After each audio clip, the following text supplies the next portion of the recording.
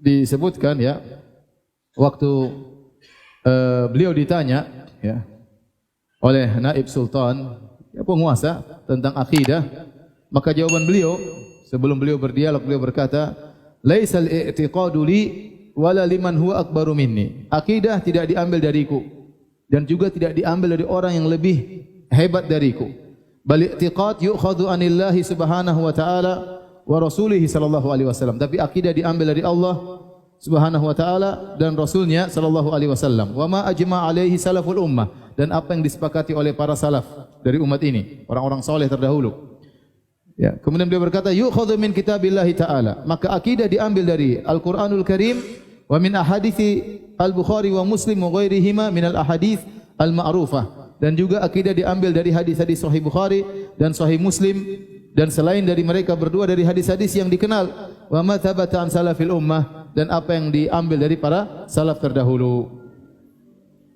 Inilah ya penjelasan Ibnu Taimiyah rahimahullah taala bahwasanya tatkala beliau menulis akidah berlandasar kepada dalil Al-Qur'an, sunnah, dan apa yang disepakati oleh para salafus saleh. Dan inilah yang membedakan antara akidah Ahlussunnah dengan akidah yang lainnya.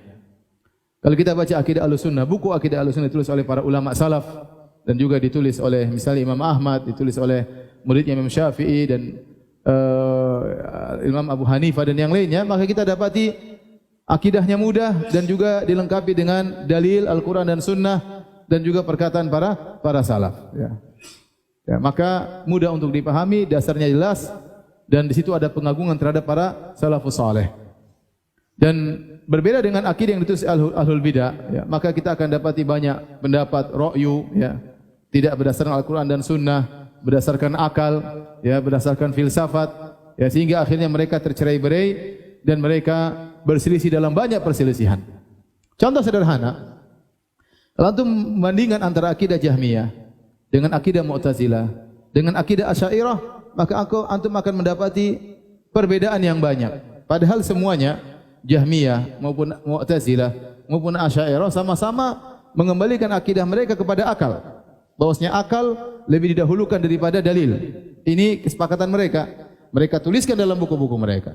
Dituliskan oleh Al-Qadhi Abdul Jabbar dalam Syarah Usul Khamsah, seorang tokoh Mu'tazilah, bahwasanya akal didahulukan daripada dalil.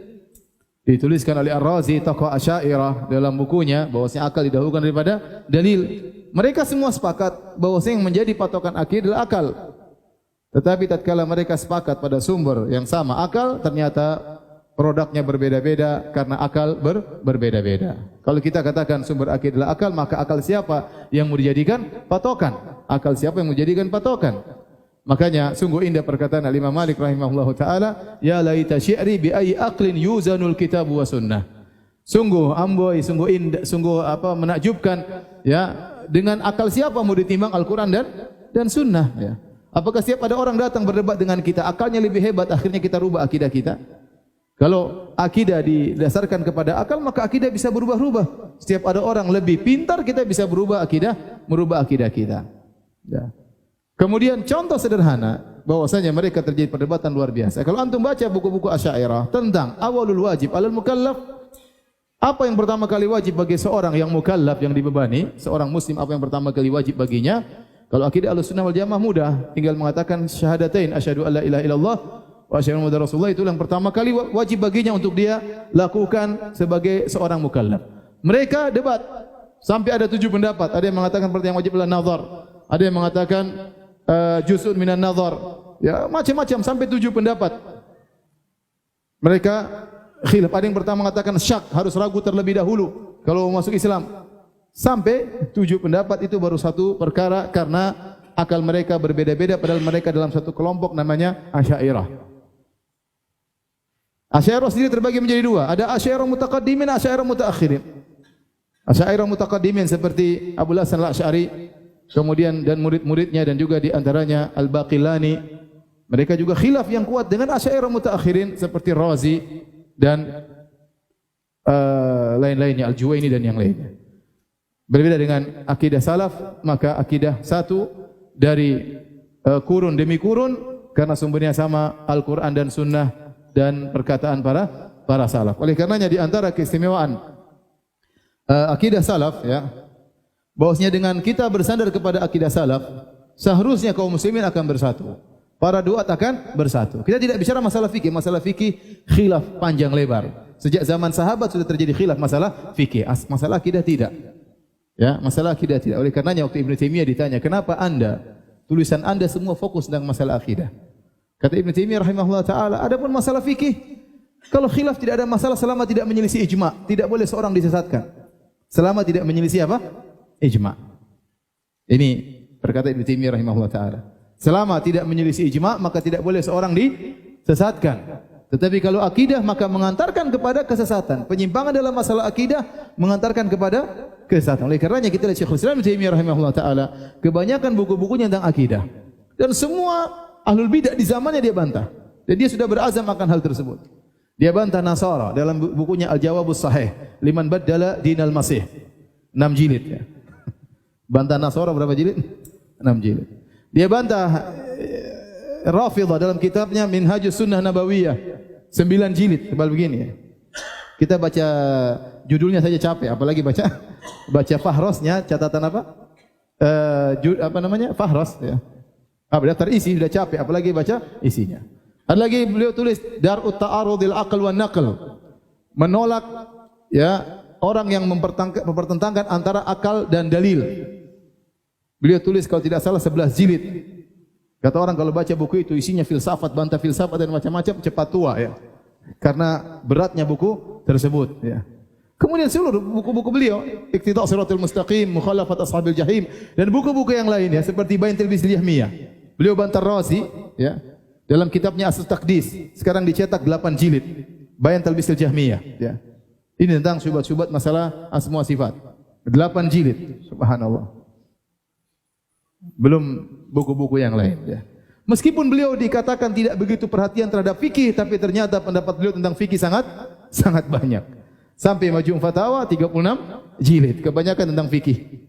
Ya, itu padahal kata beliau saya tidak terlalu perhatian sama fikih, tapi ternyata perkataan beliau tentang fikih juga sangat banyak. Intinya di antara keistimewaan akidah salaf bahwasanya akidah tersebut sumbernya sama ya Al-Qur'an dan Sunnah dan perkataan para salaf, para sahabat ya. Adapun ra'yu, pendapat, akal, maka ini ditinggalkan seluruhnya. Kalau kita menjadikan akal sebagai sumber akidah, maka akal siapa yang mau dijadikan sumber akidah? Seandainya akal semua orang cuma satu, mungkin boleh dijadikan sumber akidah. Itu pun tidak boleh. Apalagi kalau akal ternyata al-uqul mutafawitah, akal itu bertingkat-tingkat. Kemudian dengan kita menjadikan berpegang kepada akidah as-salaf ya, akidah Ahlus Sunnah wal Jamaah, maka kita akan mengagungkan Al-Qur'an dan Sunnah. Ya, karena setiap kita baca masalah akidah dalilnya apa? Al-Qur'an dan Sunnah. Beda kalau kita baca Ahlul Bidah, dia bikin statement tidak ada dalilnya. Terkadang dia bikin statement dalilnya Al-Qur'an dan Sunnah, dia takwil semua. Oh ini maksudnya bukan begini. Oh maksudnya bukan begini. Oh maksudnya bukan begini. Akhirnya kita jadi ini kok begini? Dalil kok diginikan semuanya ya. Contoh sederhana. Dalil-dalil tentang Allah di atas sangat banyak ya. Alfu dalil kata 1000 dalil kata Ibnul Qayyim bal alfani bahkan 2000 dalil tentang Allah di atas terlalu banyak. Nah, kalau ini semua harus ditakwil, bagaimana pengagungan kita terhadap dalil? Ini 1000 dalil kita mau takwil semua. Oh bukan maksudnya bukan begini. Oh ini maksudnya bukan begini. Oh maksud Nabi bukan begini. Oh maksud Allah bukan begini. Sampai kapan kita mau begitu? Mana pengagungan kita terhadap Al-Qur'an dan Sunnah? Mana firman Allah Subhanahu wa taala, "Fa in tanaza'tum fi syai'in faruddu ila Allahi war Rasul." Kalau kalian berselisih tentang suatu, kembalikan kepada Allah dan Rasulnya.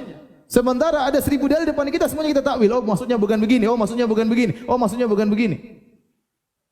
Sementara Nabi tidak pernah mentakwil.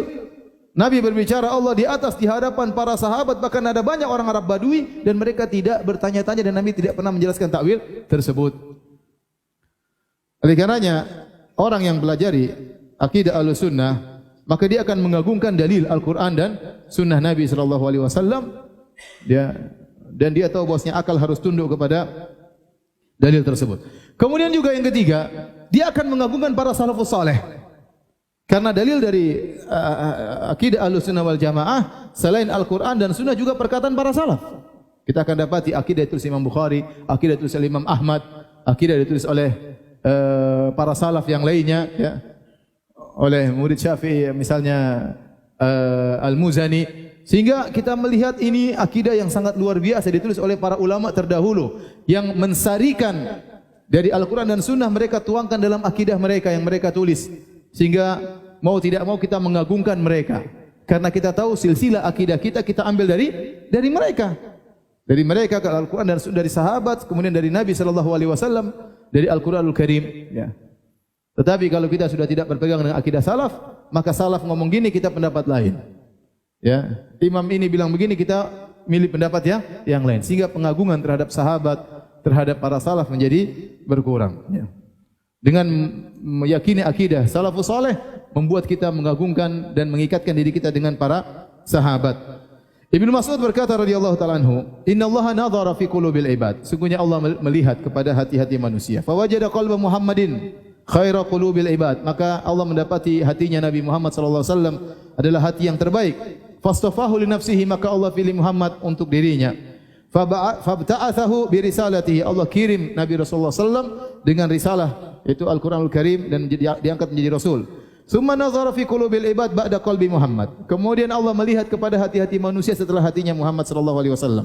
Fa wajada quluba ashabihi khaira qulubil ibad. Maka Allah mendapati hati-hati para sahabatlah hati-hati yang terbaik. Faja'alahum muzara'a nabiyyi, maka Allah menjadikan mereka penolong-penolong nabinya, para sahabat. Yuqatiluna ala dinihi, dan mereka berperang membela agama Muhammad sallallahu alaihi wasallam. Fama ra'al muslimuna hasanan fahuwa indallahi hasan, maka apa yang dilihat oleh kaum muslimin itu para sahabat sesuatu yang baik, maka di sisi Allah juga baik. Wa ma ra'ahu sayyi'an fahuwa indallahi sayyi', dan apa yang dilihat oleh para sahabat suatu keburukan, maka itu adalah yang buruk juga di sisi